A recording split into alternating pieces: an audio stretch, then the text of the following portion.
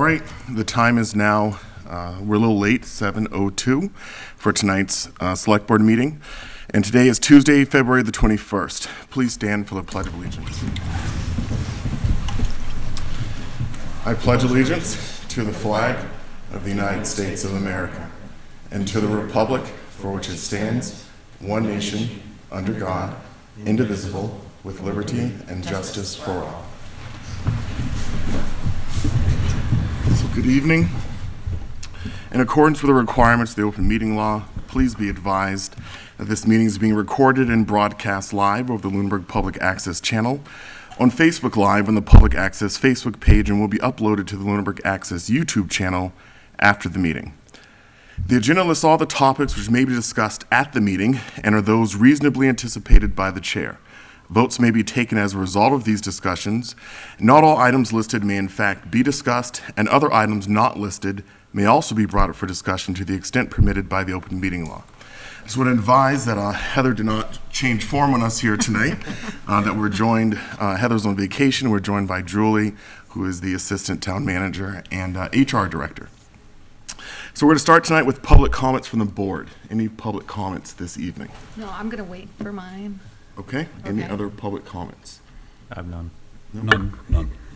None. None from me? Can I wait till the update? Yes. That work? Sure. All Or do you right. want me to do it now? I'm not entirely sure what your comment's going to be. Oh, okay, no, I'll wait. All right. Any public comments tonight from you? No, nothing. No. All right. Any public comments from the public this evening? Yep. Please come forward.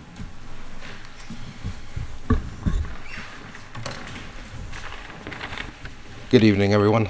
Good evening. Those of you who don't know me, Christos Lagadias, 49 Maple Parkway, and President of the Lunenburg Professional Firefighters. So I'm here tonight to urge this board to approve the use of ARPA funds to purchase their ambulance replacement for Rescue 1. For those that may be unaware, on January 18th, Rescue 2, our 2019 frontline ambulance, was involved in a motor vehicle accident in North Leominster while returning from the hospital. While we are fortunate that neither our members nor the occupants of the other vehicles sustained any injuries, the ambulance, however, sustained major damage. This has forced the department to use Rescue 1 as our frontline ambulance. The new ambulance that we have requested has been requested ahead of its typical replacement cycle due to its increased maintenance costs and out-of-service time, and also due to the continued supply chain issues facing the automotive industry.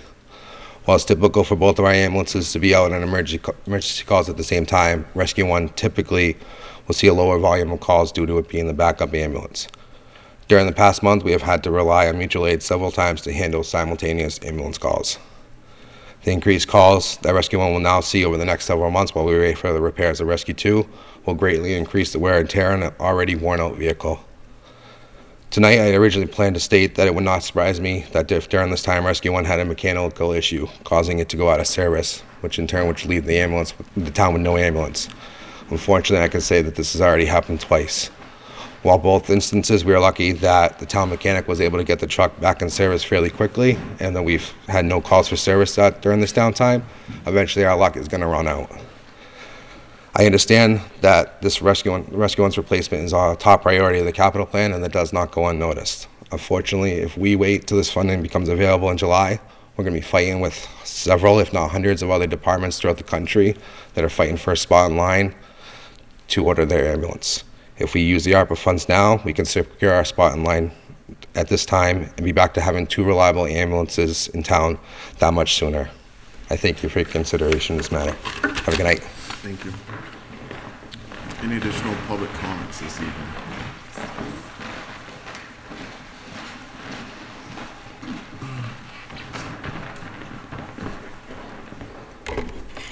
Phyllis Luck, 50 Sunset Lane. Is that loud enough? Yes. Okay, great. Many residents are becoming increasingly concerned about the lack of information from and/or access to the Board of Assessors. From the public's view, the Board of Assessors is missing in action. They've held only one public meeting since the FY23 tax abatement debacle began in early January. Unless they are violating open meeting law, either nothing is being done or one individual is calling the shots without any discussion with the other two members. How can this be? The next meeting of the Board of Assessors has called is tomorrow at 2 p.m. The agenda has no public comment, and the only discussion is to be in executive session. Justification for this executive session is to consider the purchase, exchange, lease, or value of real property if the chair declares that an open meeting may have a detrimental effect on the negotiating position of the public body. If the value of real property relates to assessments, it's questionable if this is a valid reason for executive session, and would ask specifically, what property are they talking about and who are they negotiating with? Given the extreme impact on residents, why isn't the 2023 assessment or abatement process on the agenda? People have some very simple questions. When will the assessment start? Will people be able to attend a hearing to defend their justification for an abatement? And of course, how did we get in this situation to begin with? Knowing you have no direct control of the Board of Assessors, the Select Board does, however, have a charter-driven role here on behalf of residents. Article 3 of the Town Charter states, "The executive powers of the town shall be vested in the Select Board, which shall be deemed to be the chief executive office of the town. The town officers, including the Board of Assessors, shall be subject to the call of the Select Board at all reasonable times for consultation, conference, and discussion on any matter relating to their respective offices." Clearly, the 2023 tax assessment process and policies are in question, and this should be a clear and compelling reason for the Select Board to have such a discussion with the Board of Assessors, as called for in the Charter. Perhaps the Select Board feels that this has been done, but given open meeting law requirements, how could it? To uphold the requirements of your office, the Select Board should call for a joint meeting of the Select Board and the Board of Assessors as soon as possible, and in open session so the public can benefit from this exchange. Thanks.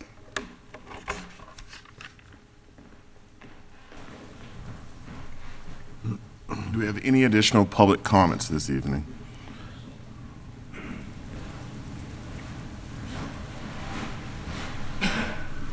Just a simple question at the moment. Will there be discussions or comments after the investigation Who is is talked this? about? Who are you? Where are you from? Bill Hudson, 90 Hemlock Drive, excuse me. Your question is, are we going to have public questions during that's not my... After. That's not my intent, no. Okay, so then I will proceed. Okay. Good evening. So I am part of the Lunenburg Lake Action Committee, and not the high upper, but everybody has gone on vacation, so I'm the one here to speak. So we have a few questions. Excuse me, Bill, would you speak up, please? Sure. Yeah, actually, you tilt the mic up, yes, thank you. Mr. Reyes, do you feel that the assessments that went out to all the residents this year for the 2023 are correct? Who are you saying that to? To you, sir. My last name is Jeffries. Yes. My first name is Michael Ray. Well, So the said Mr. question, can you Jeffries. say that again one more time? Do you? Do you feel that the assessments that went out to all the residents this year for the 2023 are correct? Okay. What's your next question? Have you, as the chairman of this investigation committee, hired an outside assessor to evaluate CJ's work to see whether it is correct or incorrect? And 3, are you aware that if the town made a mistake, only the Board of Assessors can go to the DOR to request a total redo of the taxes that are of the taxes, but that the deadline is running out for this to happen. This is clearly stated in the Mass General Laws, Chapter 58, Section 8, and this was confirmed both by the town attorney as well as the attorney that's representing us. Are you aware that the DOR has a caseworker to help and answer questions that the local Board of Assessors has and to provide guidance through the process? Okay. Any other questions? I have a question for Mr. Franco. Franco. Do you know Chris Como? Yes. I served with Are him you, for. are you aware that Chris has come out with a public comment in regards to his 21 years of service as, on the Board of Assessors? I am.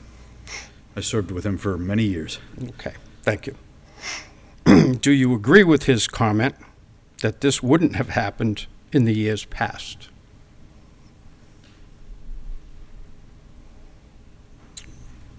Can you read Mr. Como's comment in total? Can you read Mr. Como's I comment? do not have it with me. I think I might. It is online. There are aspects of his comments I agree with. I don't know that it wouldn't have happened. Okay, thank you. I will make a point to answer your questions when we get to that portion of the agenda as best I can. All right. Any other public comments this evening from the public? Okay. We were about 1 minute early here for a continuation, so we'll go ahead and start reading it. So, any final public comments before we move on from public comments? Okay, going to announcements. Any announcements this evening? None. None? And did we receive any communications from other boards? Not that I'm aware of. No. Okay. So tonight, for an appointment, we have a continuation of a public hearing, so we are going to reopen the public hearing. So this is a continuation for a transfer of all alcohol license for a retail package store located at 1353 Mass Ave, and I'll ask the applicant to come forward. Good to see you again. Nice to see you again, Mr. Chairman. Mark and thank you, members of the board, for this opportunity. Mark Esposito for Priha Inc. Also have with me Pradeep Pankaj Kumar Patel, who is... Patel. I'm the store owner and the manager of the store. And Okay. her husband, Hardik Patel. Okay.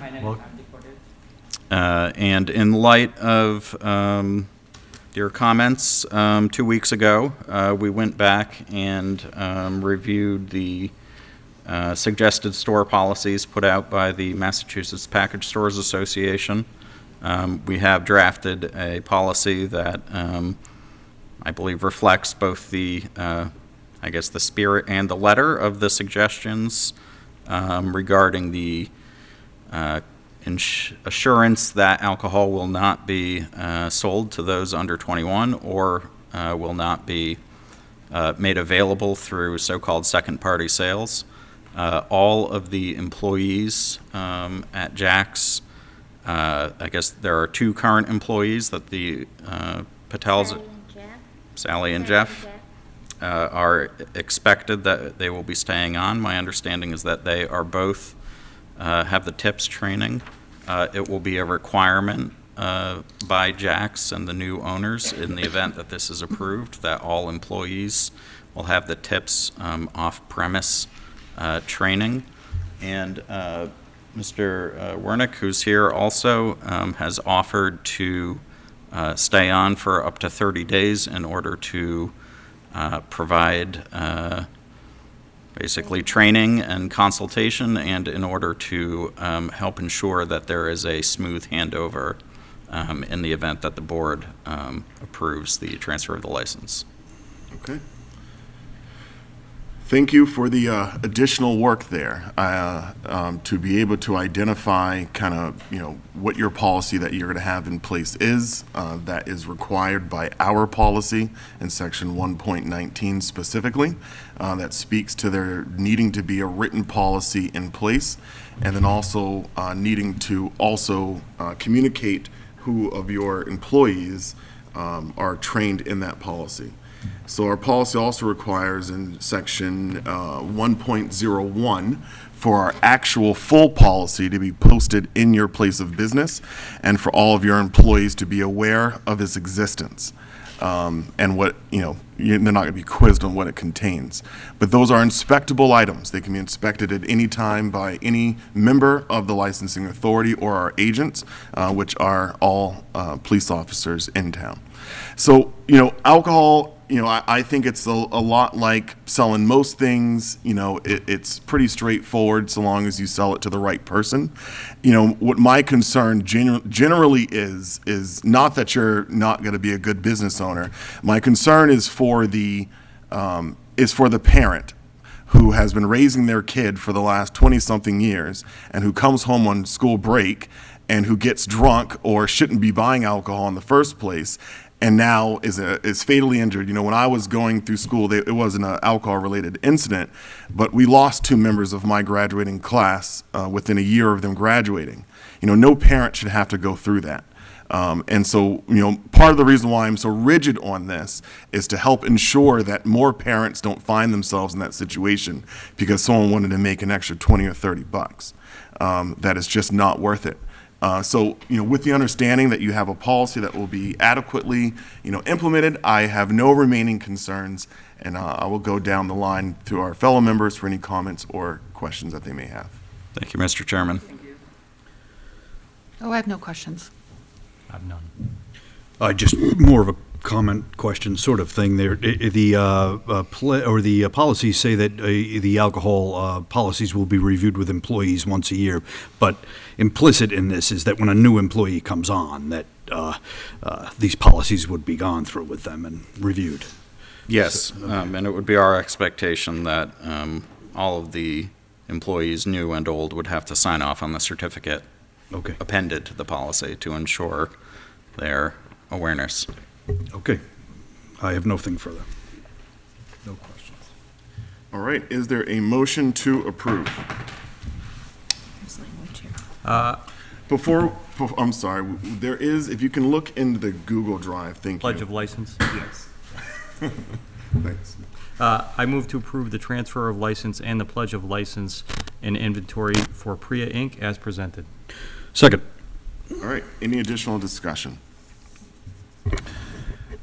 On your motion, they're also applying for more than just an alcohol license. There's also a request, and I'm going to see if it's in this.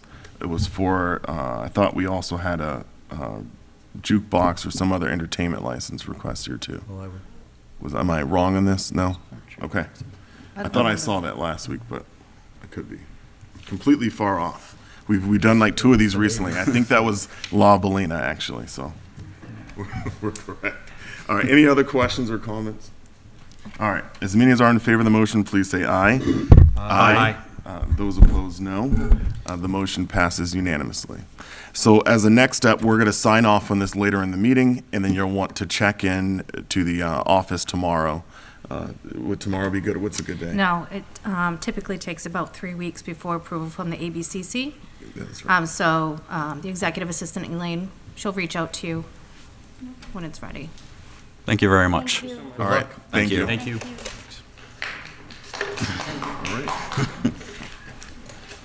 All right, do we have any interviews, appointments, reappointments, resignations? We do have a couple of employee resignations, one being a police officer. We also have a library, staff librarian also resigning. Okay. Well, I know the police officer got picked up by the stateies, by the state police, so that's Oh, how a pretty nice. good thing for him. sad thing for us. I had the chance to observe him in a training a few weeks ago, well, a month ago now, and he really stood out for being stellar. So I'm sure I understand why they picked him up. That's not what I thought you meant when you said he got picked up Yeah, by exactly. the Stadies. I thought, Oh, no. It sounded really bad. Oh, no. Positive. You got pity. Nobody wants to be Recruited. picked up by the Recruited by the- best yeah, ladies. and I was like, are you sure it was a got hired by resignation? All right. Any other comments there? All right. We're going to go to our old business status update on tax assessment. We're going to take care of that first, and then we're going to go through our current business. All right. So I've prepared an update for tonight, and I had the chance, to speak to Tom over the weekend. I know I was not able to send this to Tom in advance. But I will go ahead and read the statement, and then if we can take just a couple of minutes, questions from the board. All right. The goal of annual property valuations and assessments is to bring every property to within 90 to 110% of the fair market value, with the ideal being 100% market valuation. The process requires an assessor to evaluate sales data and remove those sales that were not on the general market. For over 25 years, the town worked with an outside vendor to provide valuation and assessment services, and starting in fiscal year 2021, which began on July the 1st, 2020, the Board of Assessors hired an in-house principal assessor.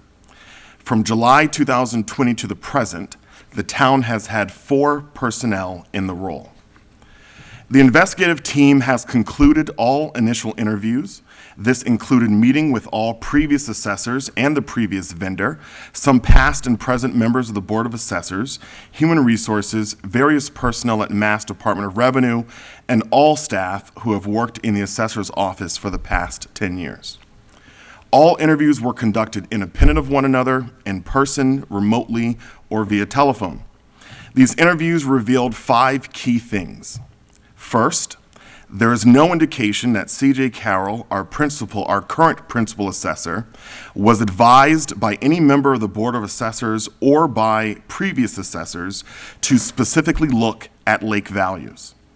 Second, for at least the last 10 years, there's been concern about the frequency of cyclical property inspections and the quality of data available.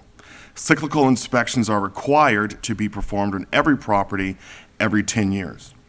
Third, that valuations are a cumulative process that builds on data in the CAMA system, and that our maps and data lack expected granularity. Specifically, that there are minimal property attributes that distinguish a property from a neighborhood, neighborhoods identified as an index.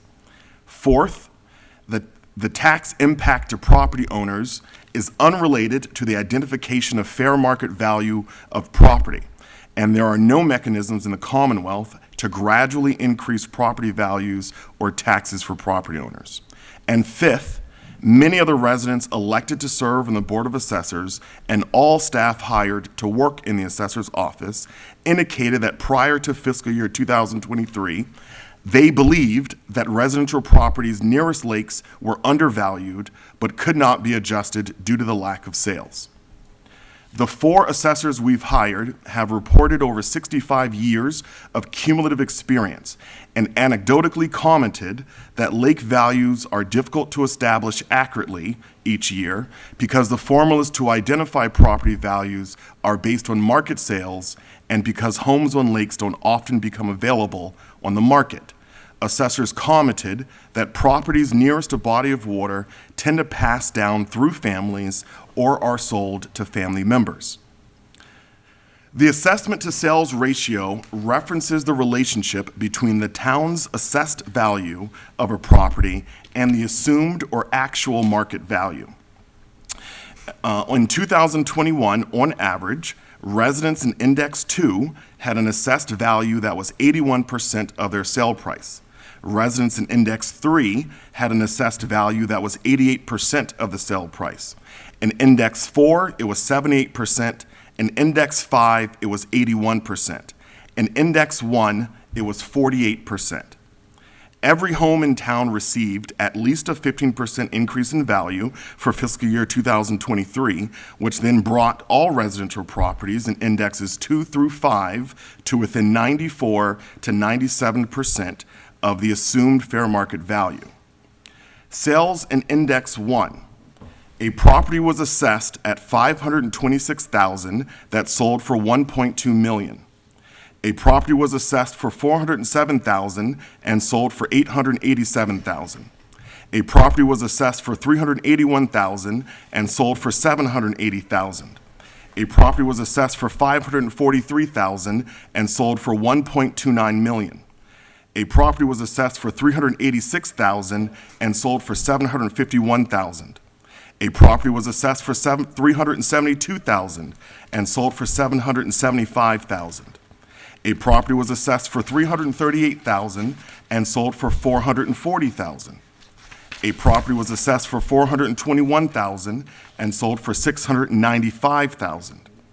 A property was assessed for $372,000 and sold for $1.4 million. The average property owner in Index 1 sold for more than double the assessed value, but no other residential property owner in any other index had an assessment to sales ratio that was below 59%. It appears that 2021 saw more sales in Index 1 than previous years, and the additional sales required the principal assessor to use the sales data and make property value adjustments to the neighborhood. We are continuing to look into when properties were last inspected. It appears that a serious effort was taken about 8 years ago to identify values on Lake Shirley. However, several residents in Whalum and on Hickory Hills that submitted abatement applications haven't had their properties evaluated since 2006, 7, or 8. Why does this matter? There could have been more gradual increases to properties over time and/or more granularity added to the neighborhood maps that were used and not adjusted to identify fiscal year 2023 values. On December the 7th, 2022, I see an error. Some of the attendees of the Board of Assessors meeting recall CJ mentioning that property values on lakes would increase. One attendee remembers him noting that there would likely need to be additional public meetings in the new year to explain the increase. Prior to January the 1st, it does not appear as though any member of the Board of Assessors, any member of the Select Board, or Town Manager had any intimation of how dramatic property values would increase in Index 1. The Board of Assessors do not have operating procedures that require an impact notice to be provided to residents who see increases above a predetermined threshold. Last, we received confirmation and additional verification in the form of an affidavit and postal receipt that all quarter 3 and quarter 4 payments were mailed on December the 30th, 2022, and prior to the statutory deadline. We will upload LA3 and LA4 reports, also LA15 reports, to the town website this week, as well as Excel documents that detail valuations across town and impact by index. As a next step, we will conduct follow-up interviews and continue to work on procuring independent assessors to assist with our investigation, as they will provide vital feedback about the art of the valuation and assessment process and compliance with professional norms. The next investigative update will be provided on March the 7th, 2023. And earlier this evening, a couple questions were posed by a resident during public comments. The first was whether or not I personally feel or believe that the assessments for fiscal year 23 are correct. I don't know. I think that some of them are, for sure. Some homes on the list I've been into, and when I look at the fiscal year 22 values, I think it's way off. And when I look at the fiscal year 23 values, I do think the homes I've been into are more appropriate. I haven't been into 99% of the homes. So I've only been in a handful, and the ones that I've been into, the assessments for fiscal year 2023 seem mostly correct. However, I also heard for 2 hours comments from residents about what they got for assessments that quite blatantly seem far off. I also was asked if we've hired an assessor yet. The answer is no. We have had interest. I'm going to be very blunt with you in sharing this. You know, one company that I spoke with, I personally have talked to 2 different companies that had previously expressed some interest and then decided not to ultimately provide a proposal. When I spoke to those 2 companies, their reason for it was that the amount of public scrutiny that's on this, they're just not interested in dipping into this. And that was the comment that I got back from those 2. Are you aware about a total redo of taxes? And this would be making reference to a clerical error. That if a clerical error was identified, then there is a mechanism to resend out bills when a clerical error is identified. I think a clerical error like what happened in Stoughton, for example, because we've gotten a couple emails sent to us, the examples that have been provided were, you know, fiscal year 22 being erroneously mailed out instead of fiscal year 23. That's a clear clerical error in which what was approved by Mass DOR was different than what was mailed. It was immediately identified, and so that was a clerical error that was corrected. I'm not aware, and in fact it's quite the opposite, that in this case, as we have submittals that have been accepted by Mass DOR, that if there were going to be changes, that those changes needed to occur prior to the end of December.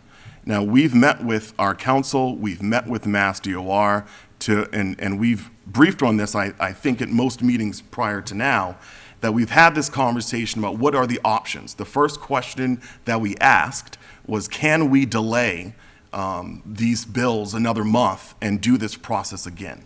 And that was without having any reason for it other than the impact reason. And it was very clearly identified to us that we did not have that ability. That once the assessments are done, they are done. The assessments for the town are fixed.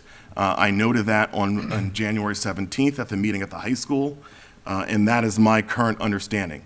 That if there was a clerical error identified, such as erroneously mailing out the wrong bills, then yes, that is something that we would have been able to identify.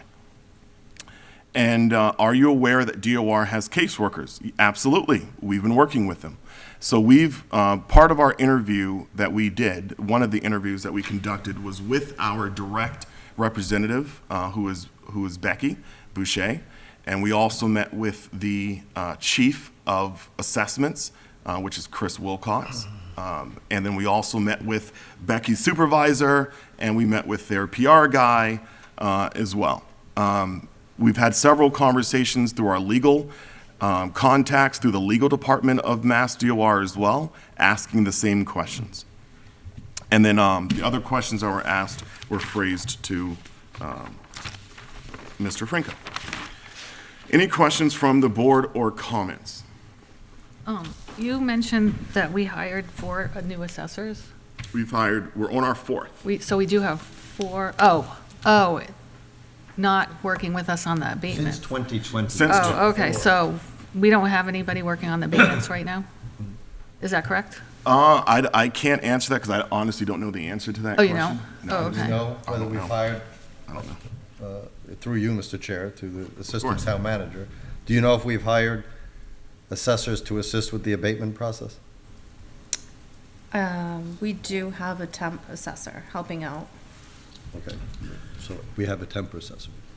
I'm not sure exactly why if I'm it's relaying helping that. with I'm sure that- abatements. Yeah, I but she's in know. the office. I know, So are you referring to an outside company? yes, you said we didn't hire any outside company, but did anybody else step forward, or no? So the We have answer is- no one helping us, is that correct? I want to. I just want to clearly I wanna state this, and it's answer the because of question the without a public yes or no. scrutiny, correct? So we did receive feedback to the RFP that was posted. Mm-hmm. And the feedback was twofold. One was asking us to separate out the ATB portion of it from the rest of it. What's the ATB Uh, portion? In our RFP, we asked that anyone who supports the data collection, that they would also represent the town in front of the appellate tax board. Okay, So we did receive a response that requested for us to separate out that duty, that they would submit a bid if we separated it out and that we didn't add that in. And then I think a couple of different vendors indicated to Heather that they, because of the public focus and the amount of scrutiny on this, that they were not interested. okay. So, right, as of now, then, we don't know where the process stands with the abatements because we don't actually have people that can help us do the assessments. That's, I'm not tracking for the Board of Assessors. Okay. I know that we are working to try to build up their office, give them as much support as we can. Yeah, no. We did push the deadline out. It was last week. We pushed it to next week to give the companies that requested more time. okay. The other question I had is you said not on the general market and your fair market value assessment statement, the 90 to 110% fair market value. Oh, I'm sorry. He mentioned something about not on the general market. What does that actually mean? So there's about, I'm going to get the number wrong, but it's about 17 to 20 different codes that you can basically take a sale and not have it as a qualified sale. And there's a list of, I believe it's 17 to 20 reasons why you would not consider the sale. The common one would be like a family sale. So, the house didn't go on the general market. It wasn't posted online. It wasn't made available to anyone. It was just a private sale to a person. So that's one of the reasons, would be a private sale, would be a sale to a family member, not full market sale. So there's a lot of reasons why things get coded out, as it's called, Yep, okay. as I've learned that it's called.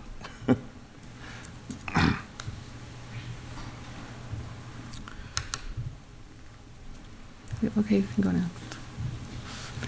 I did want to ask something about an email that we got. Did everybody see an email that we got? We've gotten a lot of emails. Which No, one? just the other day. Did you read all? I haven't gotten a lot of emails. I only get some No? of the emails. I No. get flooded. Well, I'm not the chairperson. And it was regarding lake assessment issues. And the person had 2 requests. Are we going to talk about that email or no? If you'd like to. I'm just curious, because it was a long email and it was, Is that a verified resident? oh, I don't know. That's why I don't know. I was going to bring that email up too. Okay. Oh, okay. I'm just curious. Sometimes I think that some of them bring up good points, but I don't know who this person is at all. Well, if you want to bring up the points, I think you You bring are- up the points. Okay, so one of the 2 requests they had was that Selectman Tom Alonso recuse himself from any business regarding the late property tax assessments due to his personal relationships and clear bias. And 2, any investigation scope will include why lakefront homes were taxed at such an abnormally low value prior to this latest assessment. So. No, I don't know who John Holly Smith Sullivan. is.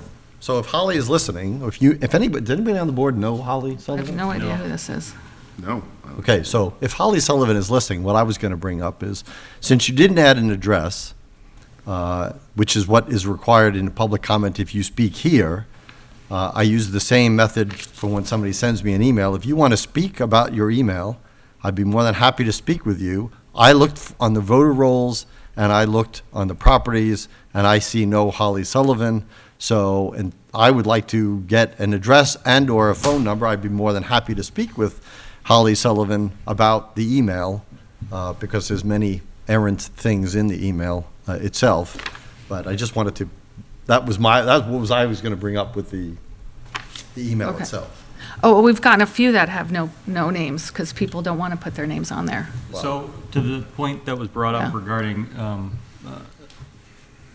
Select Board Member Alonso recusing himself from investigation, my personal opinion is that Mr. Alonso has demonstrated over his long service to the town that he is above reproach in that regard, and I would not favor taking him off the investigation. I believe he's earned the town's trust, and I have not heard from one person other than in this email that he should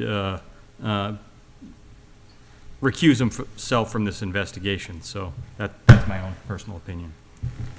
I will also say that I have publicly said many, many times that I am good friends with the McDonald's who are mentioned in the email. I also know many people from the lake. And you know how many people of the 490 homes I don't know? Probably more than 75%. So, you know, and part of the thing that I'm representing in this was the residents, number one, but that the town looks to lose lots of revenue. I am looking out for the interests of the town in this as well. So that email does not even begin to address that part of it. Okay. Yeah, any other questions or comments? Oh, no. I just, I feel like some people are not going to send in emails with their names attached to them because of public scrutiny. Again, if they don't agree with the process or what's going on with what people feel, they don't want to be named. We've gotten several of those. But, so if I may, Mr. Chair. Yep. To ask my colleagues, the tone that you say that leads me to believe that you're against that policy, that we should bring up No, any not anonymous at all, post. not at all. But I'm you're not talking bringing it about up. I'm bringing up the fact that people are going to write in without their names because I think they feel like that this is the tone, even the tone that you have with me right now. That if I say something that is not in what you agree with, then I should not say it. And that's how I feel at times when you speak. It's very condescending and very rude. And that is all I'm going to say. But I would like to bring that up at times. It is that it's your opinion or no opinion, and that is how many people feel. And I am just expressing it right now. Well, first of all, And there's- also, we're talking about the entire town, not just a few houses. There are many people that do not live on the lakes that are watching us right now that may not agree with everything that is said. And they're reading things on social media and they do not agree entirely. But they're probably not going to write as much on social media. They'll write it in an email that is maybe not a name that they'd rather use because they don't want to be called out. Well, while that may be true, I would say that there's a lot of people who would hide behind anonymity to throw wild accusations out there too, which is why it's important. We had a former Board of Assessor who is not having a Can we dog read in this fight. statement? Where's the statement? Does anybody read it? I'll read Yes, this. I would like to Let me read find it. that. Hold on a second. Well, if you're gonna He bring said- it up, you I am might gonna as well bring read it. Because he said it could be made public, so I'll read it out. It's not secret. But everybody is not on Facebook to read it. I didn't receive it. Well, he couldn't be here because he said that he's in North Carolina on work. I did not receive this email. It's not was an on email, it was a Facebook. post. Okay, it was on Facebook. Well, where would I have seen it? He has. We have to ask you guys to just be quiet if you wouldn't mind. Just please allow the board to talk and work through the conversation. I know it's not easy to watch all the time, but Let me it's just part find it, of the Mr. Chair. process. Because I think it's in fairness. So he said, Mr. Cuomo, who gave his permission, and it's posted on Facebook, so it's publicly out there. He says, I have to admit that I am baffled by the way the board, meaning the Board of Assessors in this case, is handling this. In my 21 years on the board, this situation would never have happened. It seems to me that they were playing catch-up as they got out of the assessment to sales ratio for the state. I don't understand why, when seeing the incredible increase, that they didn't reach out to their caseworker for the DOR for guidance. I also do not understand the silence. In this instance, including the town lawyers told them to not speak on this issue. I don't understand why they are perpetuating the, quote, us against them, unquote, look. I think this is the result of inexperience of the board and the principal assessor. Again, with the past boards who were inexperienced, who were experienced, this never would have happened, and if there was an issue, early and concise information would be communicated to the taxpayers. I don't think this board realizes or cares that they are elected to serve the taxpayers. That is something we always kept first and foremost on my past boards. This whole thing is asinine and saddening. So that is the post. And that's somebody who would put his name to it. So there are people who would put their name to it in saying things one way or another. I'm just curious, what does he mean by playing catch-up? What does that I'm not exactly going mean? to read into his words, I'm reading his Well, I'm post. just curious what that means in general. You can contact Mr. Como, I'm sure he would speak with me. I can ask Mr. Dwyer, do you have any comments or? Yeah, just a clarifying comment real quick. all the values that you read for the sales, were those the 2021 sales that you read? Yes. That For index. What were the assessments were based on? Was it 9? Yes. Okay. And to address the email, generally speaking, I think that people around the lake, of course, are upset because they feel they've been overassessed.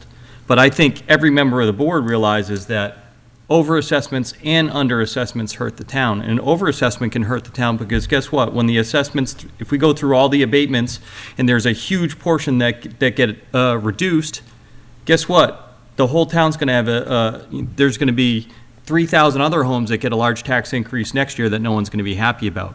So the point is, we want to, with this investigation, make sure that we get it right and make sure that we don't screw it up in the future. And I think we all need to put our personal feelings aside where we can and realize that we're trying to serve the people of Lunenburg to give them a fair assessment so everyone pays their fair share. And you know, that's my only comment. If the chair will allow, I would like to address Selectwoman Schroeder's question as to what does he mean by play catch-up. I know to a very high degree of certainty what he means by that. I'm not speaking for him, but if he said that to me, I would know what he meant. So when I read it, I'm pretty sure I knew what he meant. And that meant that if they were being underassessed for a number of years, playing catch-up means making the adjustment all in one shot right now, this year. So that is what I think he means in that statement. With that, does that? Yeah, I'm just, but did Mr. Jeffries, Chairperson Jeffries, say that there's no other way to do it? There's no way to play catch-up other than to hit them all at one time? There's no incremental increase that you can do? The reason, Mr. Jeffries, and if I may, and tell me if I'm incorrect, what he was getting to was that if there's a number of years, so say the last time there were enough sales that you could use those sales as a basis for laying a model or over an entire area. But then you have 2 or 3 subsequent years where there aren't enough sales to meet a threshold that you can use sales data. You have a gap. And so there could be a 5-year period where the last time assessments were made or adjustments were made in values in a certain area was like 5 years ago. And therefore, in the intervening 4 or 5 years, those values have gone up a lot. Then you get to a year where there is a high enough threshold of sales that you can now use that data to project and overlay a new curve or model over the area. Is that fair? Okay. Okay, thank you. And then that would create a jolt because it wouldn't have been being kept up the whole time.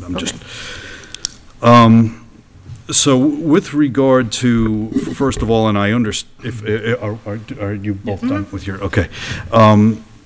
I understand the concern, and I do stay very attuned to what's going on because that's the pulse. I read all comments, and especially on this issue. I know where with this whole, constantly attuned to the pulse. And much of it is right on, and it's factual, and it's going back and forth, and it's people advocating. I get that. There's a lot of nonsense, but, not all of it. I mean, one genius comment was, it sounds like greed to me. Well, greed, who's benefiting from the greed? You know what I mean? We have a 2.5%, a 2.5 proposition 2.5. I mean, it's like we made a big money grab this year. What is the town going to do with all the extra money? Like we now have twice the money we had. It's just not the way it works. However, most of the comments are fair, and I address the ones that are fair. There was concern expressed about the Board of Assessors not having public comment as an itemized placeholder on its agenda. And I appreciate that, but I did check that out, and and once in a while I will I'll check on things and insert and respond factually to what's going on, just in an impartial way. They haven't ever done that, as far as I can tell. I looked at the last 23 agendas, they haven't had it listed, but they do allow public comment and they will tomorrow. So rest assured, I don't, that's up to them how long they want to make that for. That's up to the chair of the Board of Assessors, et cetera. But is there anything that would, is there anything right now that would prevent, the Board of Assessors from answering certain basic questions like, things like, can they confirm the number of abatement applications that were received? Or has any kind of a review begun? Who's doing the reviewing? And what's the timeline? Are they on, do they have a plan? What's the course? There shouldn't be, is there anything that you're aware of, Mr. Chair, that would prevent them from answering such questions? Will there be site visits? When will they be? Will property holders be notified in advance? Can they answer those kinds of questions? I believe they can. Okay, so if you have those questions, Board of Assessors will have public comment tomorrow.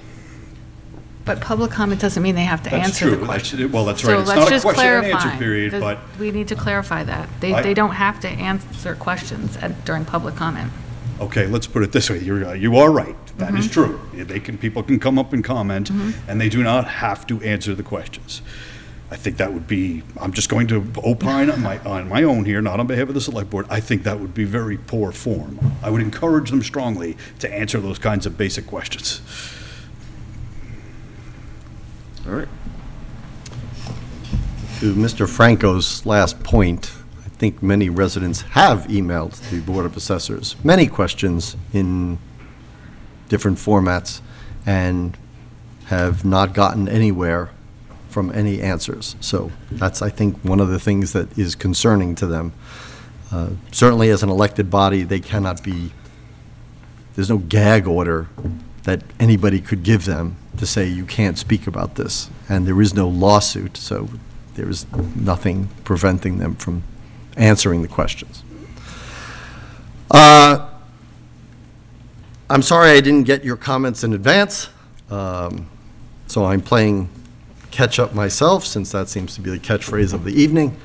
So my first point is, are there more interviews to be done? No initial ones, just follow-ups.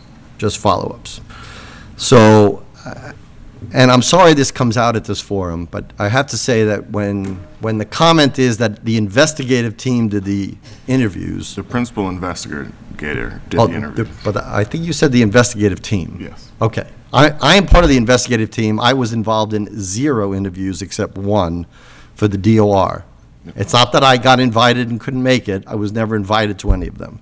I've been giving I've been giving summaries of the interviews. So, again, I am concerned that as a member of the team that got appointed, and to the letter that we got from Holly Sullivan, I certainly did not appoint myself to this team. I was appointed and accepted by the chair, that I have not really been involved in this investigation directly with any team. So all the research I've done is on the data that was provided to us and the research I've done for myself. That is concerning to me to begin with. Now, your summary, which was an update of the investigation, is the investigation ongoing? It is.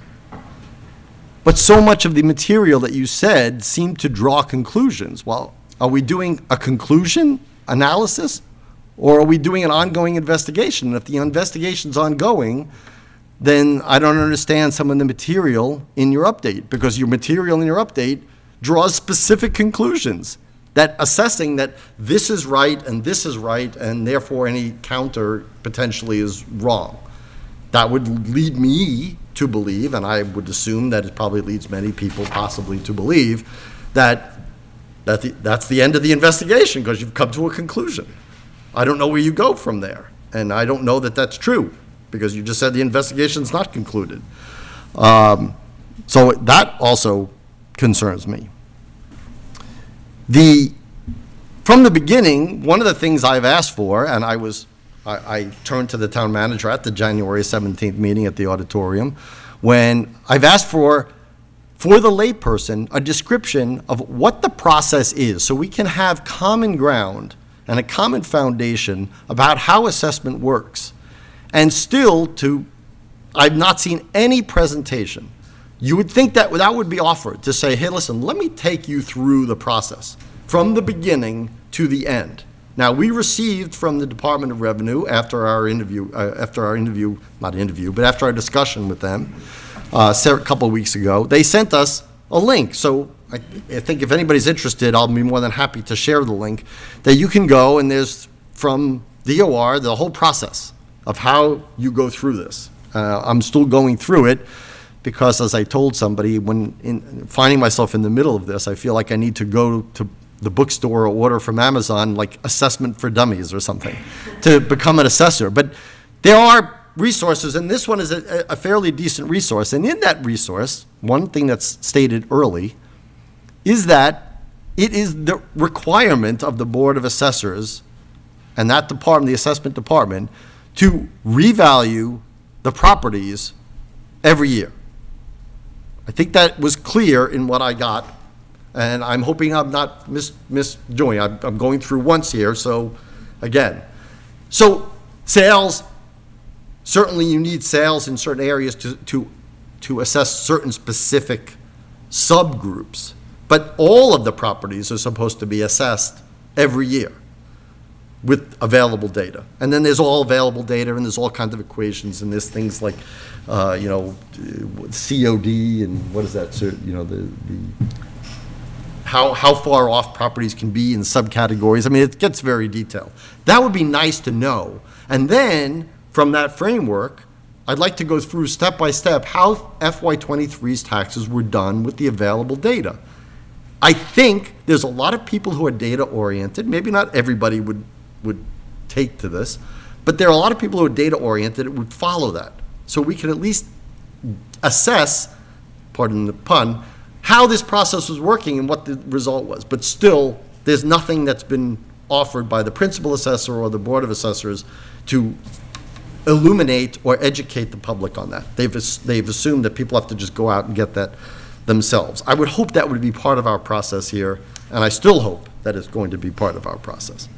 That being said, I have to look at the data the sales data that you quoted. I'm not sure that, I'd like to see that it jives with the data that I've got off MLS, because some of those dates don't seem, some of those sales don't seem like they're in 21. I think some of them are in 22. But anyway, I haven't seen that. I just heard it tonight for the first time, so I can't say much more about it. Thank you. All right. So I'll provide my own comments unrelated to the kind of public update as well. I think in response to you, Mr. Alonso, there's nothing that I have that you don't. I did a huge document dump at the end of last week because I got a huge document dump. But I don't have anything that you don't have. But I know that one of those emails that I sent over to you had, probably about 10 attachments to it, which was a lot of information to comb through. So my own comments are kind of going to what the reference was earlier today. I honestly am we all have personal relationships in town with people, and we all have some that, friendships that go awry or relationships that end. I've kind of looked back on the comments that I've made on January the 10th, on the 17th, the updates that we've provided, and I mean, I'm a little bit at a loss for why there's the suggestion that I leading an investigation but don't actually care about the people who had these property increases. I mean, it certainly feels like a full-blown assault directed towards me from some people who are affected by these tax increases, and I honestly have no idea as to why that is. I just don't know. So certainly the actions that I've taken, I don't think represent that. The energy and time that's gone into this certainly doesn't represent that. So I really don't know. But do I sense it? Of course I sense it. I get the emails too.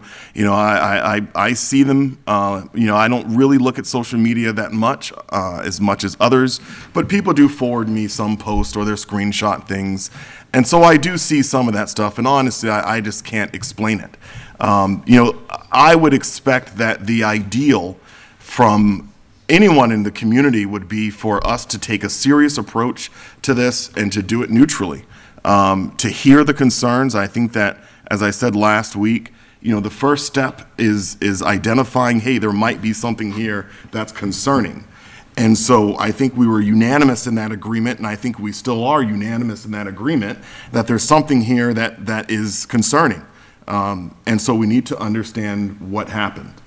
Digging into this, the surface answer that we were provided very early on was, hey, this is justified by sales. And this was the sales ratio, and very basically, we need to bring them up to this level. Going through this process, it seems pretty clear to me that when I look at the maps that they have for these indexes, that several of the properties that are listed in Index 1 probably shouldn't be in Index 1. That's pretty obvious to me.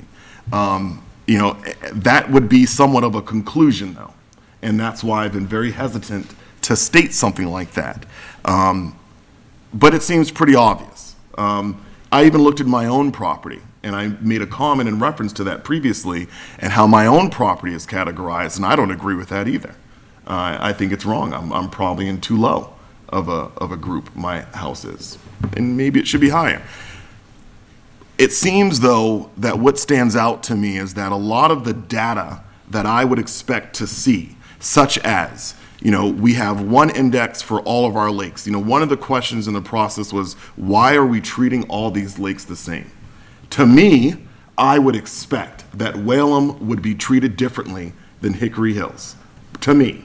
And the reason for that is that Whalum is a public property, that it is a public lake. Anyone from the public can put their boats into there. Anyone from the public, you can use it.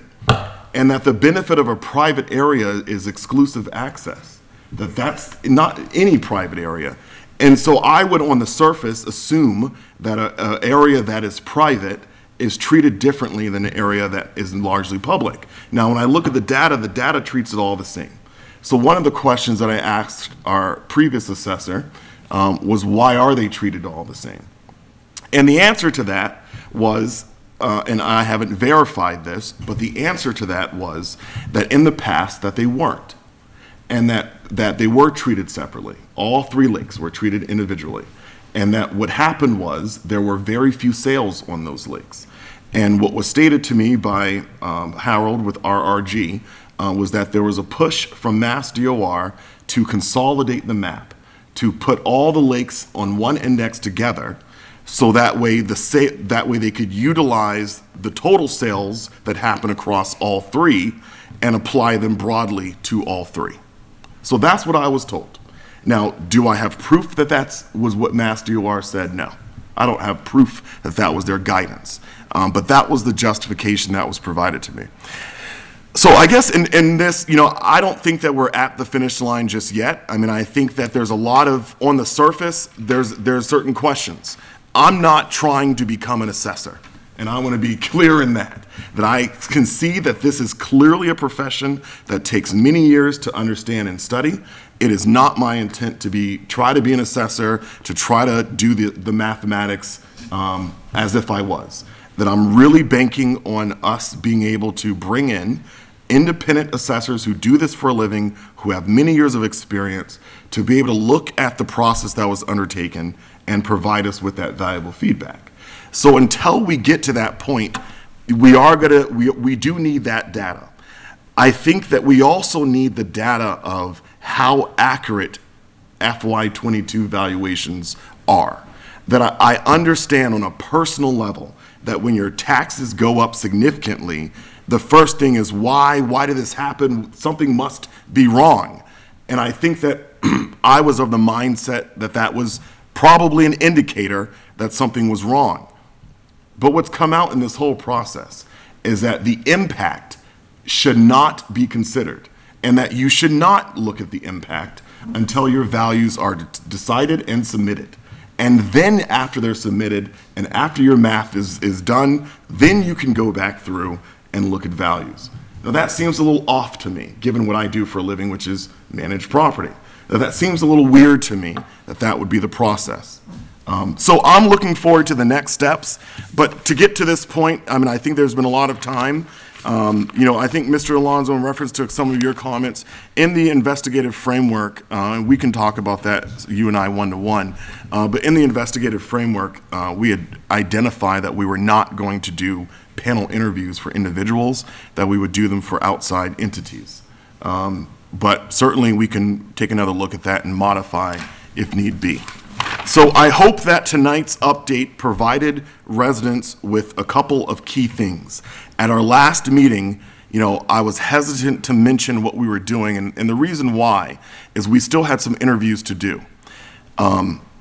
What's come up by many people in the interview process, and I mentioned this to Mr. Alonso, is that several people are willing to say things on the record,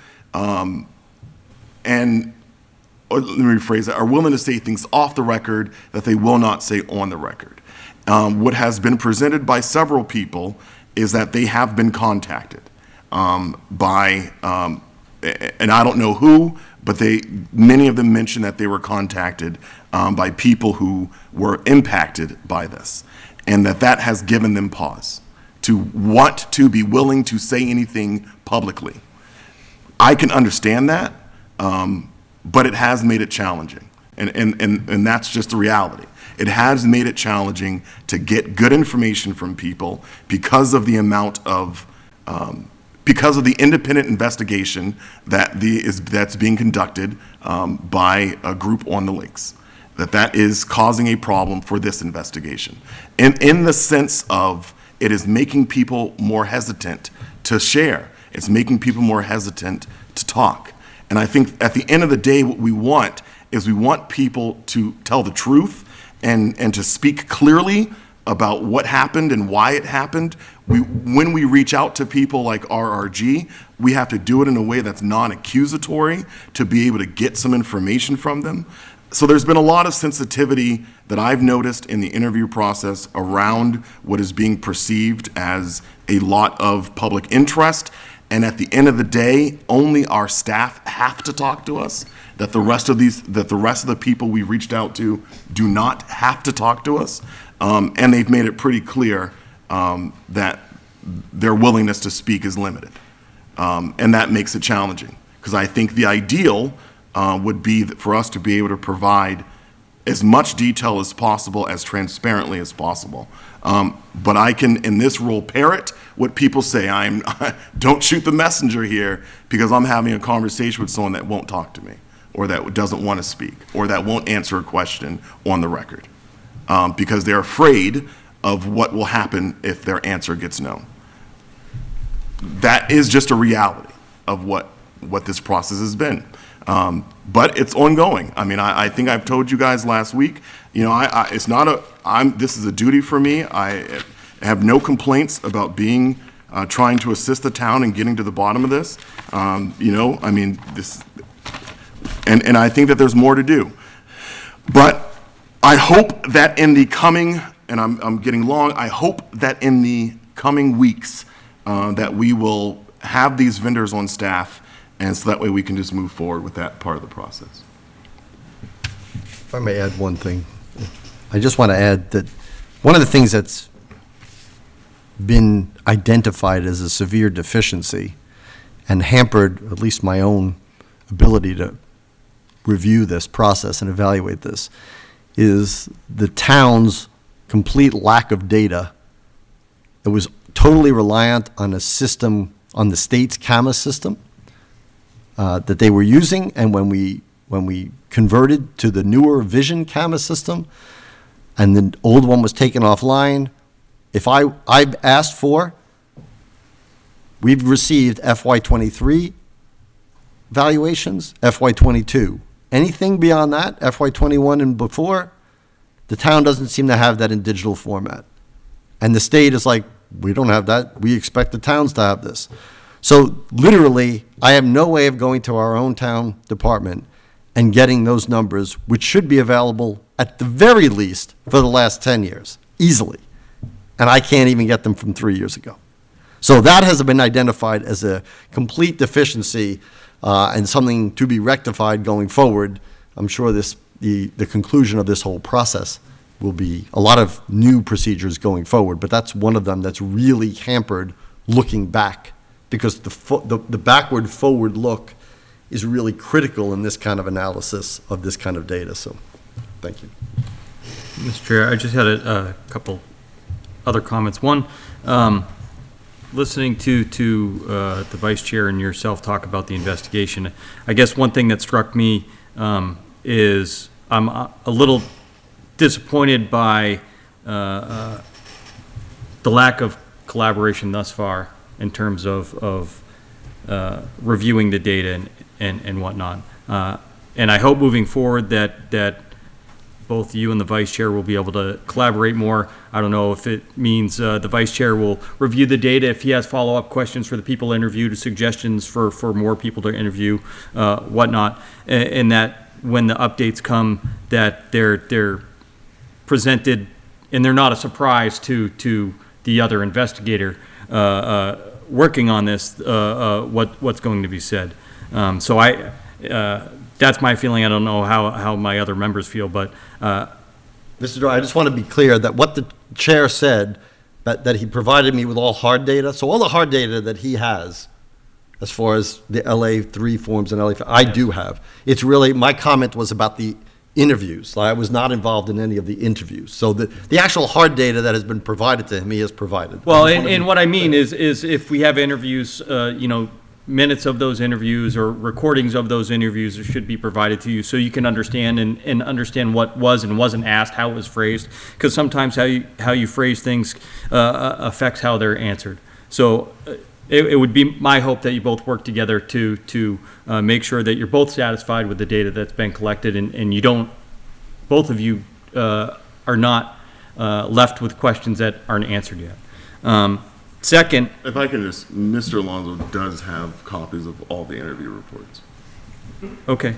And then in terms of, you had mentioned the indexes on the lakes, that the lakes are treated differently.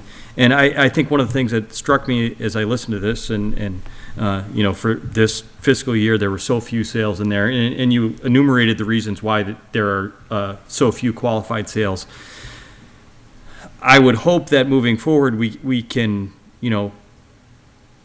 maybe have a recommendation from our outside consultants. Our indexes actually cutting too fine a swath? Maybe we need to consolidate index 1 and 2 or something like that, so we can get more representative sales in those areas. So the tax burden's shared equitably among the indexes. It seems we've identified a problem, obviously, because this happened.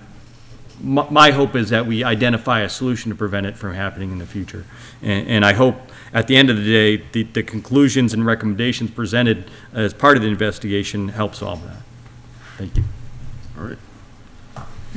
I have a question. Yes. Did you do those interviews alone, or was town manager a participant? No, just me. Okay.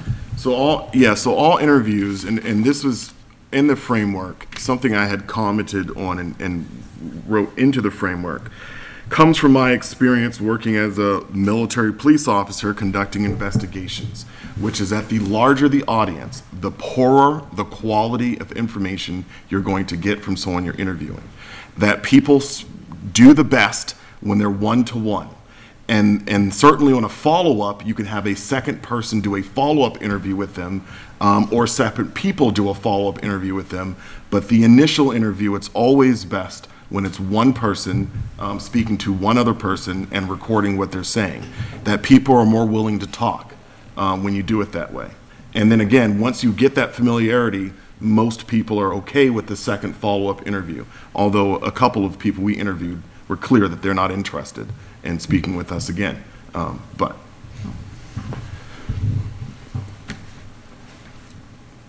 any other questions? All right. So the plan is to provide the next update on the I 7th. do have one more question. Yes. The data that Mr. Alonso was speaking about that we don't have because we have a new system online, is that stuff that, that data that the old company has that we can get hard copies of? So I did request from the previous vendor copies of all the records that he had. The vendor, when I spoke with him, indicated that he had them, that he was looking at them and was going to send them to me. And I have not received any. And when was that? That was a week and a half ago. Okay. Yeah, and I have not received any of it. So there was also a little more to that, which is that, so Vision is is the camera system that we use, and it's kind of a well-known camera system, but the town actually contracted to sign up for this new system called Taylor, which was recommended by our previous vendor. And Taylor was coming, it's now a real camera system, but at the time, it was still being developed and was not online.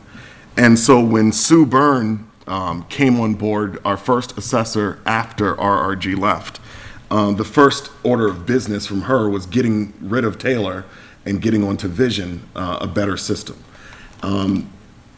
She had indicated that she thought that she had uploaded a lot of the data because at the time, the old state system was compatible with Vision, that there was a way to take the data from the old system and bring it into the new. That apparently was not done, but she thought that she did that, but wasn't entirely sure. And every other assessor after her said, nope, it definitely wasn't done. And so what we have is a camera system that's basically 2 years old, instead of one that is 50 or 60 years old.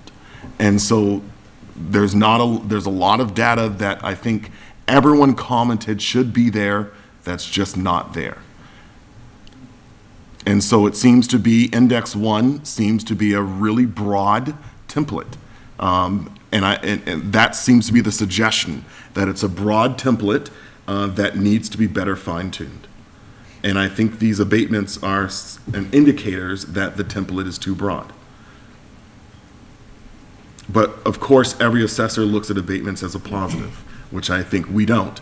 But they all say it's positive because you're going to get that granularity in their data people. So they say you're going to get those details from this process. You won't have this issue going forward, but again, it's where we're at with everything. All right, so the next update will be provided on the 7th. And Tom, I did send, I'll talk to you offline, Tom. All right. Should we clarify that's Tyler, not Taylor? Taylor. Yes, Tyler. thank you. Not Taylor. Thank you. Yep. All right.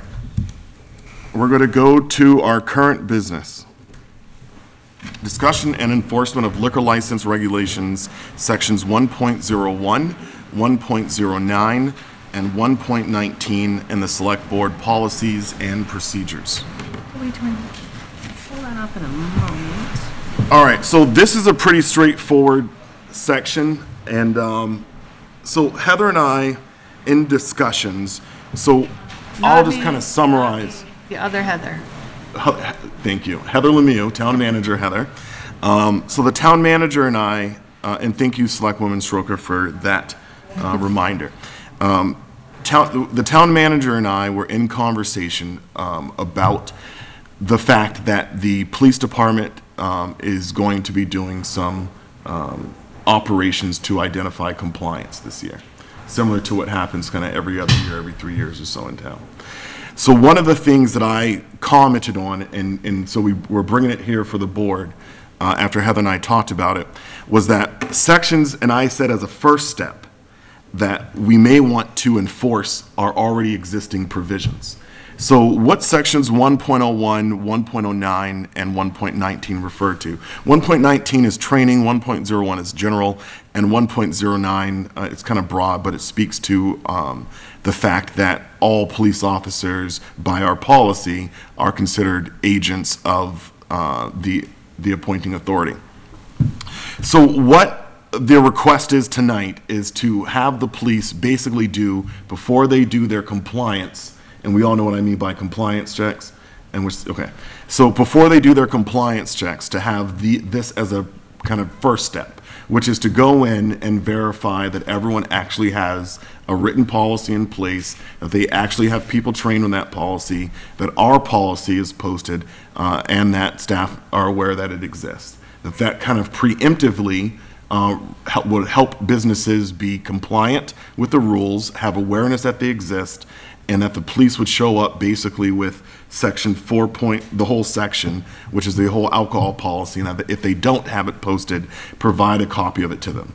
And then they would come back in a couple of weeks and verify compliance, and that this would occur prior to then doing the actual compliance checks, which is, can someone under 21 buy booze from your establishment? So Heather had commented that the board has not previously asked for enforcement of any of these sections, and so wanted our clarification if this should be a matter of standard practice going forward for the police to regularly, or on some occasion, once a year or so, go around and check for this, as per the policy. Obviously. Check for the existence of a policy. Of a policy or a permit? The policy. They have a So that policy everyone on who it. has an alcohol license, basically what it says in 1.01 is that you will keep a copy of the town's alcohol policy posted, and that all of your staff will be aware of its existence.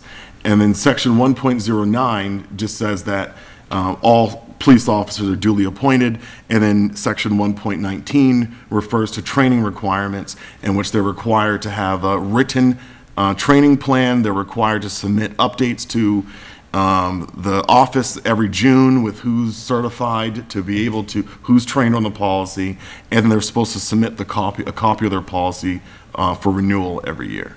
So the compliance is just verifying that they actually have written policies, since we haven't actually asked for them in a while. I believe that the rules and regulations don't say that they have to be posted. They just have to be on premises, according to 101A, just as a clarification. So if you go into 119,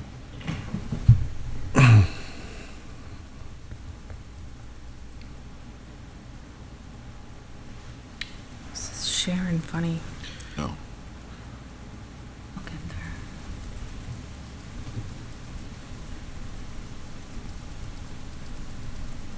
And then this refers to their written policy. 1.19, service and training.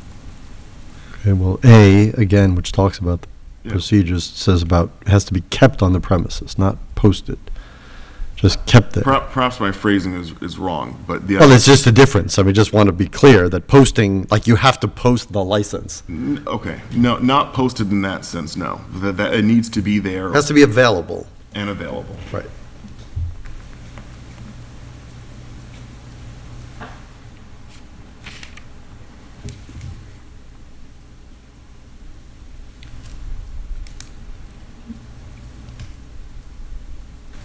So I guess I'm not understanding the ask from the town manager. Is she saying, should the police do this? I mean, it's part of their duties, they should do it if, you know, I don't know how high a priority, has this been a problem in our town? I mean, What are they doing right now? That you said they're going to go and do some sort of. They're gonna do compliance checks. So they're- Compliance checks are they're gonna try to buy booze with people who are under 21. Okay. And they check before they for do their. that, what I license too? recommended was that they verify that everyone's actually aware that they have written policies and that they're actually training people before we go ahead and Did, have hearings on non-compliance. and you had said that they typically do this every No. 2 they- years, that the police The go out police and do department. compliance Yes. checks every Yeah, 2 years? okay. Yes. So is your thought that we just send notices to all liquor license holders and say, hey, there's going to be compliance checks this year, here are the requirements, make sure you're, meet the You're requirements ready. of your license? That I might think work. I was kind of, no, we don't usually notify them in advance that we're gonna be doing that. It's just like a But I think surprise that the idea that I had was that we already have rules for what the police could be doing regularly, that, you know, that's not in these compliance check realm, that's just, I guess, policy checks is probably a better way of looking at it, and that we should do a policy check before we do a compliance check. So the town manager's comment back to me was that the select board has never asked for enforcement of or compliance with these sections. But annually, they file this with, when they do their license Well, renewal? we That's haven't- correct? They do We that? haven't been asking for it. No, I was wondering, because I don't remember it. Yeah, no, In we any haven't of the been asking. applications. I'm finding it hard to wrap my head around this. The act, we may not have ever explicitly asked for this, but the fact that we have adopted a policy that appoints certain people as agents, and it is their own department with a chief, should not require us to ask for compliance. That's part of their job. So occasionally, from time to time, they should do it. Like To- surprise I- visits. So, Yeah. working as chair with the town manager, I'm not gonna, Heather's not here, I'm not gonna throw Heather under the bus. What I will say is that at times when we are not 100% aligned, then we, obviously, I think the appropriate thing is to bring things back to the board. So I think, Tom, I'm right here with you. However, I think Heather had a concern that I acknowledged and said, okay, let's talk to the full board about it. Heather's concern was that we have not previously enforced this. And so this would be a new ask, even though I understand what you're saying. And that was my viewpoint as well. When is which this it's policy already the dated? rules, it's already When the it- policy, they should be compliant with it. But I think the ask is, are we at, What's the date on this? I can't find it. What's the date? How on the long is policy it? itself? Yeah, how long has it been I a don't know. policy? A long time. A long time. So, Okay, Mr. then, Chair, so. I'm sorry. Harry. Yeah, Go ahead. so, I guess I'm a little confused. Is this something that you want to make sure that the businesses provide their policies ahead of time, or is this something that we're going to say, when we do your annual license renewal, that we're going to, we want you to provide evidence of this policy? Or is this going to be something that is also spot checked during enforcement procedures, like after they have an enforcement action, then our agent will also say, okay, now I'd like to see your policies on all this, and So what my ask is for the police to go to every business that serves or sells alcohol and to verify that they have a copy of our policy and that they have a written policy for how they're going to serve alcohol, and that they have employees that are trained on that policy, consistent with what's already in our policy, that the police go do that. And then later in the year, they do checks for compliance. But that before we do, and that in my view, if we're having a conversation with someone, at Michael Ray's liquor store, in September, that could have been avoided if we just would have reminded them, by the way, I know you've had a liquor license for 30 years, but here's our policy as a reminder, and here's what we expect of you, that may avoid that conversation come September.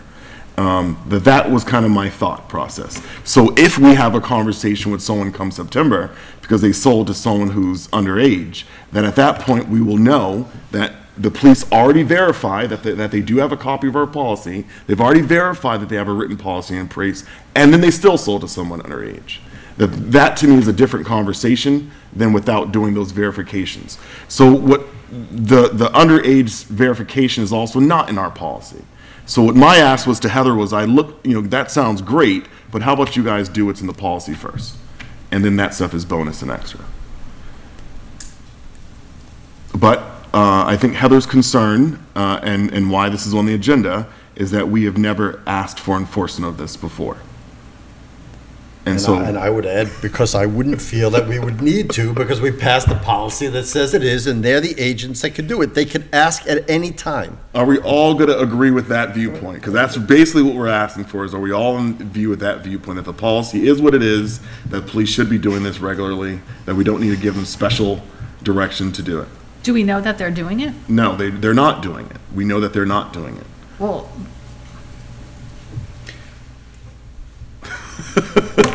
And I don't understand the relation, I don't understand the 1-2 relationship. It would seem to me that not having a policy while breaking the policy is kind of minor. Serving anybody, whether they have a policy or not, and whether they've been trained or not, serving a minor alcohol is a severe violation that should be treated much differently. So whether or not somebody was trained or not, if your organization has or doesn't have a policy and you serve minors, That's a serious violation. Yeah. Regardless of whether you have policies on premises. What happens to someone when if they do serve somebody with alcohol? Do they lose their license? Well, it comes back to us to decide. Oh. We have a hearing. We have a hearing. Which we've had in the past because Oh, there was yeah. a sting many years ago. Yeah. And the board is A mixed. compliance, by the way, is a sting. Okay. They go in and they try to Right. do it. Right, They try to get someone to Yes. sell them alcohol. right. And there were some people who failed that test. Oh, and wow. therefore had to come before us and blah, blah, blah, so. Yeah. Just as a sidebar, my record is age 48, still getting carded at one point, so. Seriously? 48. Yeah, You look young. I got You look carded. young, Lou. I got carded at 48, Yeah, so. I get carded all the time. Almost every time. Unfortunately, I don't anymore, but, I mean, after 35, it starts becoming a compliment, it does. So let me just get a clarification. Is Heather concerned that is she concerned about the history of us not having done it, or is she concerned about the history that because we haven't done it before, she's concerned about asking to do it now? I think that, I don't want to put words in Heather's mouth, but I think that Heather is fully aware that I am very zealous when it comes to compliance with alcohol licenses. And I think Heather wants to verify that this is not a Michael Ray ask, and that this is a board ask. But I don't want to put words in Heather's mouth. And the discussion that I had with Heather was similar to what you just said, Tom, which is, I'm just saying, follow the policy. Right. You don't need a special invitation to follow it. But I think that it's something that has not been brought up in a while, as per Heather, or at least during her tenure. And so it's kind of new information. All right, if I could. I'm sure Heather's gonna watch this and be like, "You're killing me, Mike." Right?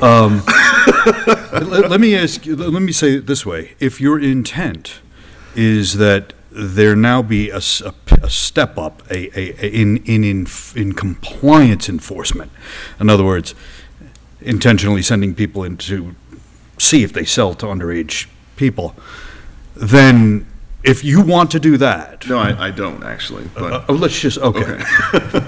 Then, but if that were the case, then I would consider this idea of a policy check and sending the police in to see if they have a policy, and that, they're, as sort of doing them a favor in a way, to say, hey, by the way, here's a reminder, do you have a policy? It kind of puts them on notice and does everybody a favor. And the idea here isn't to catch people selling, the idea in the end is not to catch people or trap people for selling alcohol to underage people. It's to just prevent that act in itself, to prevent the danger. It's sort of like, why you give exams in school. The exam has no value. The exam is the incentive to study the material and learn it, and that's the proof you did it. Correct. So it's the same. It's like for us to catch someone selling booze to someone underage, that means that they're already doing it, right, to other people. It's already happening, which is a problem.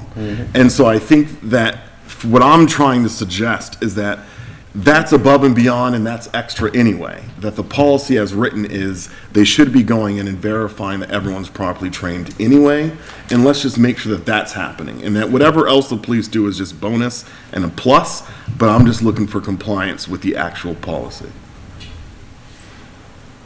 So far, me and Tom are on the same sheet of music here. Is anyone else? I personally don't think we need to have any stepped-up enforcement unless our agents who are enforcing the policy give us feedback that they think we need stepped-up enforcement because they've identified a problem based on their enforcement in the town. Right. If we're not getting that feedback, then I think we stick with the status quo.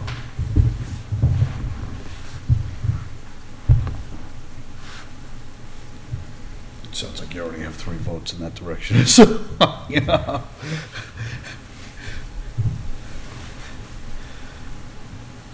Okay. I think the board is clear enough.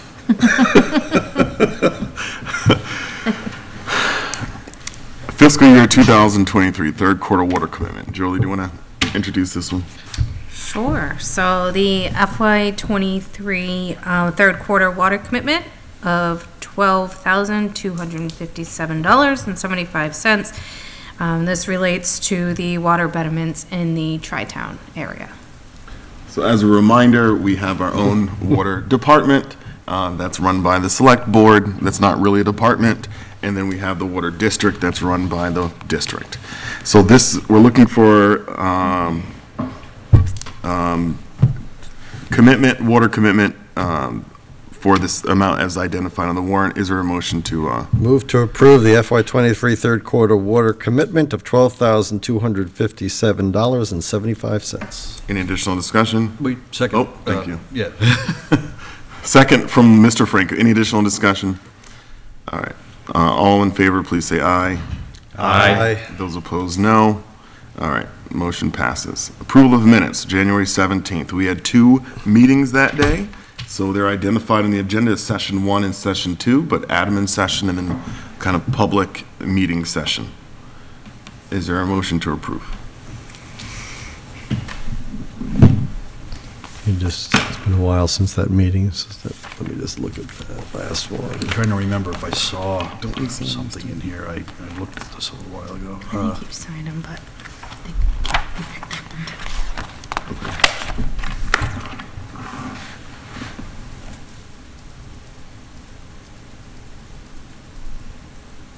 Do we need more time?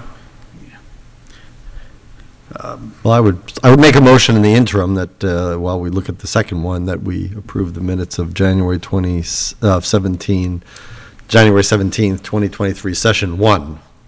That seems pretty straightforward, at least. Second. Any additional discussion?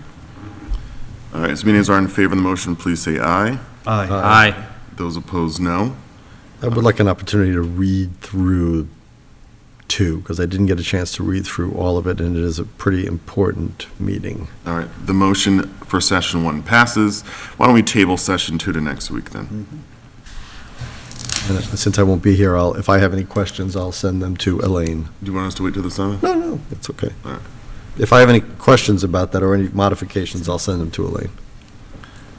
We're going to put minutes for January 17th, second session, on next week's agenda. Okay, warrants, action items. So let's see, the first thing we have is the transfer of the alcohol license by Jack's. So we need to sign the first page, and then we have 2 other similar copies that we're signing as well. This pen's about to die on me. Right, there you go. Okay. We also have, let's see, this is the water commitment.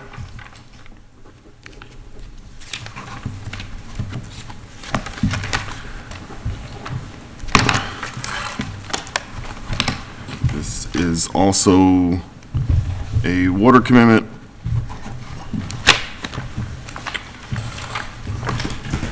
And we have a warrant that I've already signed, and so has Lou, in the amount of $380,227,089. And that was an accounts payable warrant. All right, any action items this evening? Action items? None for me. Seeing none, any committee reports? Committee reports. personnel. You got something from personnel? Just personnel, we've been working with an HR consultant who's been looking at our job descriptions, revising them to make sure for ADA compliance. She's also looked into our classification and compensation plan for the salary admin plan, as well as the job descriptions for the clerical union employees. This is something that, once finalized, will be brought to town meeting, be presented at that time. Okay. Did that capture the town clerk as well? No, that's not elected. So something I had mentioned to Heather earlier in the year was that I was concerned that her salary is too low. She said that during the process this year, that was going to be looked at during what I thought you guys were working on. That's individual, not through the HR consultant. Okay, got it. So she's looking at just the salary admin plan positions, and then for job descriptions, clerical union. Who's looking employees. at the town clerk? That would be me, Okay, yes. got it. All right.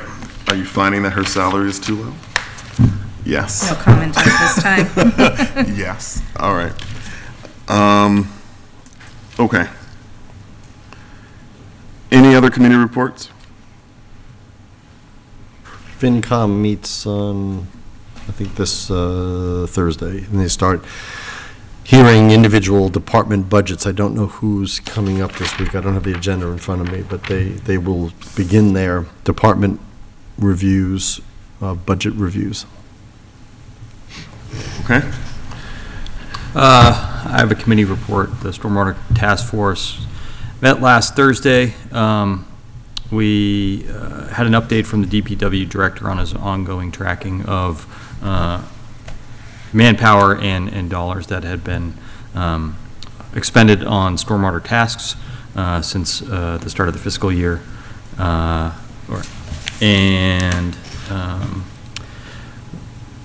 There was one other thing. Yeah, I'll come back to it and bring it up. We may have an item for, as part of the MS4 permit, the town has to do a demonstration BMP. A BMP is just best management practice. And that means they have to construct this, typically a structure can be a Reagan garden or something like that. And in year 5 of the permit, it's due. Next year, I believe, is year 5. One of the things that we need, that will be needed for that is monies appropriated for that BMP. And depending on what that BMP is, and as we get more definition, we're going to get recommendations from our consultant CEI on their thoughts. But placement of a BMP could be an area that can promote education and help show that these BMPs can be multi-purpose. They can reduce stormwater and also beautify an area. So they had talked about possibly a rain garden at the high school or something like that. But as part of that, one of the things I brought up is that because it may not fall nicely during town meetings or special town meetings, that for an item like that, we may want to consider using ARPA funds for something like that to make sure that it gets appropriated in the appropriate time before the end of the year 5, which would be the next fiscal year. So that's something that we'll have more information on over the next coming months. Is there any ballpark about what that budget price might be? Off the top of my head, I think it's probably less than 20,000. Oh, okay. But some of that is there has to be engineering that goes into it, and making sure that we have the funds appropriated is something that we're going to be working on. And whether it's more appropriate to bring it to town meeting or a special town meeting, that's still to be determined. But that's something that to keep on your radar. I would recommend, if you may, Mr. Chair. Of course. I would recommend that you speak with the town manager and maybe get placed on the budget for this year. Sure. It can always be, if you say you don't need it then, but at least. Yep. I think going through the budget process might be just a safer way to do it. Sure. But the ARPA money, of course, would be a backstop. All right. Mr. Frank, it looks like you're about to start going off. No, this is for comment at the end. There's something I need to point out. Okay. Any additional committee reports? Did anybody watch the Finance Committee last week? I'm just curious. No? No, but Heather gave me an update, but I'm not qualified to regurgitate it. Oh, okay. I just was wondering because I watched it. Do you want to give an update? I don't want to give an update. I just wanted to know if everybody else had watched it. And if not, then I suggest that people watch it Okay. because of public comment at that meeting. I am aware of the public comment. I did not watch it per se, but I am aware of. Okay. All right. Old business, number 2, ARPA. So this one tonight is not the full process. This is a vote on $986,000. So where we last left off in this discussion, we talked about the ambulance and 2 trucks for DPW for a total of $986,000. Heather, town manager Heather, mentioned that she was going to go to Finance Committee and then also to Capital Planning Committee. She reported that both meetings went well. No significant concerns were raised, and encourages us to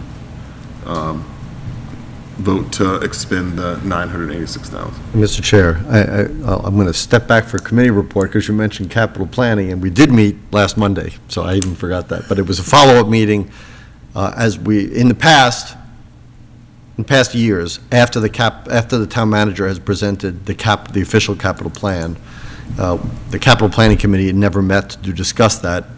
I promised at the beginning of this process to the committee members that I would do that, so we had that.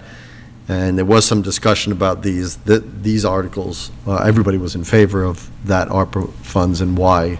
And and the rest of it was, there was some discussion about placement as opposed to the town manager's ranking versus the committee. And we all agreed that the differences that got to be significant were so low down the list that the chances of us funding that is not going to be material. So we had a light discussion. It wasn't too much in depth. But we did, as you mentioned already, and thank you for prodding my memory, that we did vote in favor of this money being spent. All right, so we're looking for a motion for $986,000. I would move that, And if I can, the wording is commit. I would move that the select board commit $986,000 for the purchase of an ambulance for the fire department and two six-wheel dump trucks for the DPW, as outlined in the capital plan. Second. Any additional discussion? As many as are in favor, please say aye. Aye. Those opposed, no. The motion passes unanimously. Okay. Discussion of fiscal year '24 budget, capital plan, annual town meeting warrant articles. This is a placeholder. If anyone has anything that they'd like to discuss, anything they'd like to suggest, that's what it's here for, but we don't have anything actually in those sections to talk about. All right, our upcoming meeting schedule, we have February 28th. We're aware that Mr. Alonso will not be here, but that's not going to stop Mr. Franco from talking about senior tax relief. And I will try to touch base with Mr. Franco before I leave on vacation. And then we will meet straight through March, and our next day off will be the last Tuesday of March. So we're in a 4-week stretch here, 5-week stretch. Sorry, could you repeat that March schedule?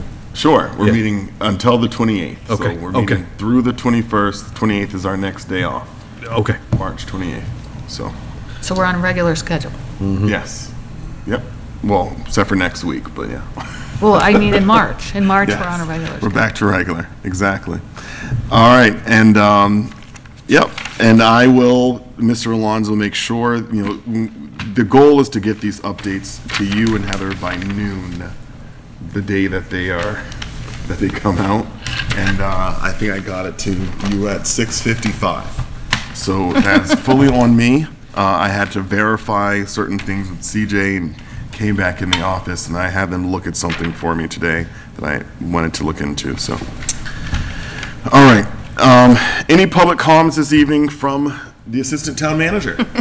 Other than the mini panic attack that you gave to me at 6:55 today. No, glad my first time in 3 years, so thank you for allowing me to sit up here with you guys. Good to have you. Thank you. Yep. Was it everything you hoped it would be and more? Better, much better. All right, any public comments from the public? Anyone online? So this is your check. Somebody's raising a hand. Yeah, Yes, we have someone from the Fortune family. she's unmuted, okay. Yes. Hey, Mr. Fortune, please state your, How are you? good, please state your name and address. Fortune, 50 Hemlock Drive. Thank you for taking my comment.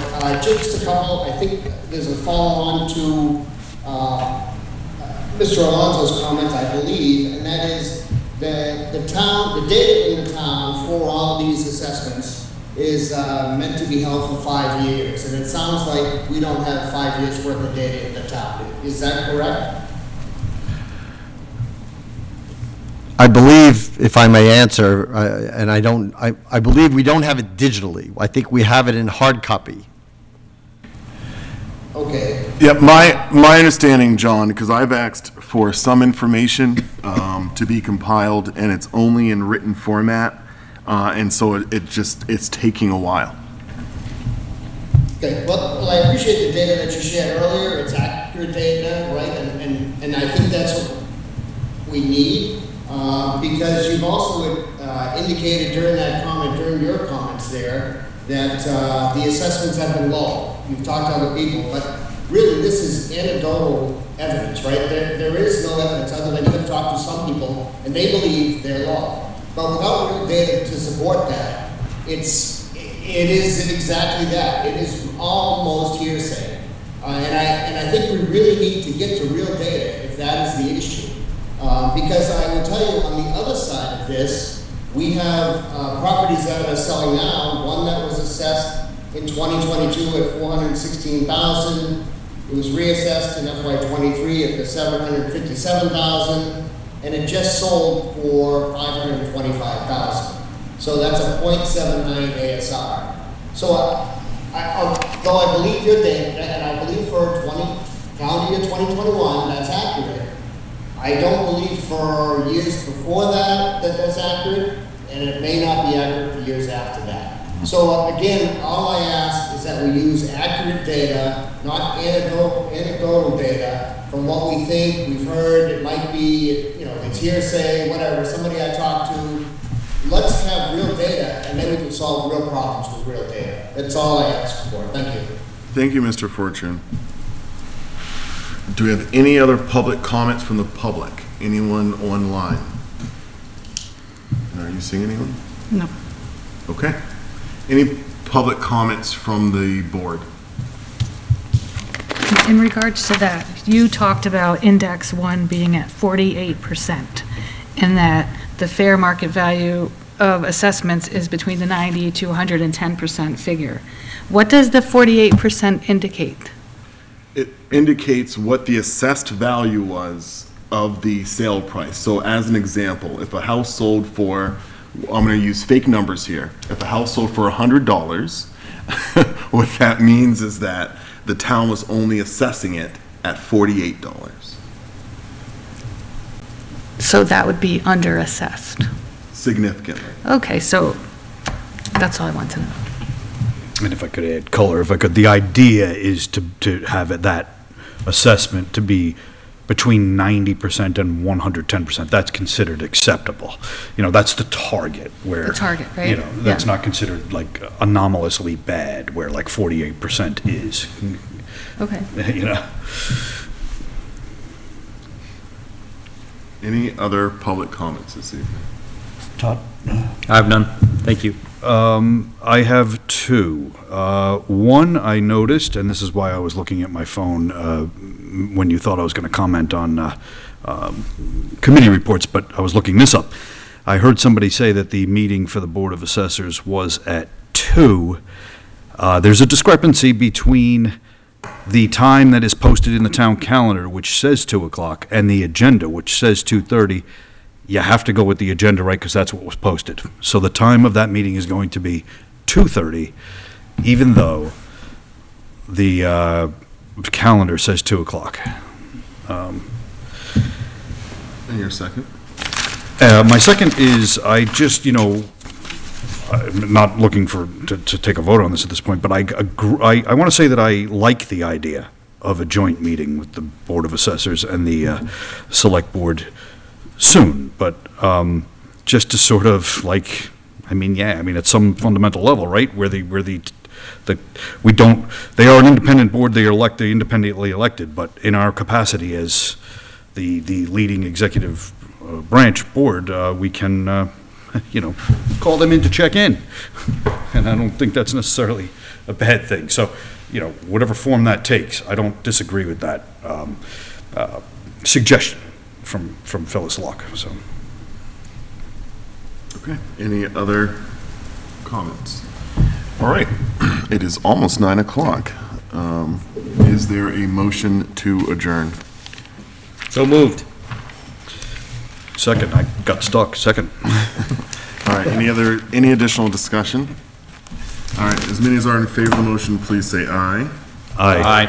Those Those opposed, no. All right, the time is now 8:56, and we are adjourned. I trust that everyone will have a wonderful evening, and will tune in to us next week, or join us next week on the 28th at 7 p.m. Have a good night.